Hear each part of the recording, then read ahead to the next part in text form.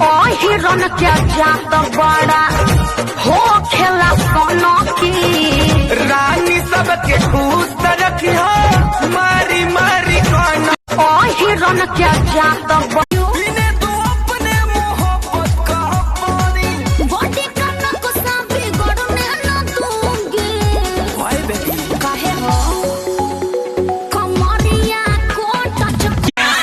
जब से देखले बागोलिया पतीली तो दिल देख के दिल मांगता कि दिल देख के दिल मांगता जब से देखले बागोलिया पतीली अब ऐसे तू देखो तहरो का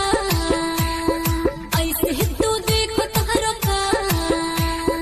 बाली तो हाथ भइल बा रोग नहीं आके हम देखत बानी में बाड़ू तू कोनाई हम बुझत बानी छोड़दा हाथ बतिया तोहरा से बोलत बानी पंचायत में गइल फैसला मुखिया या सरपंच पर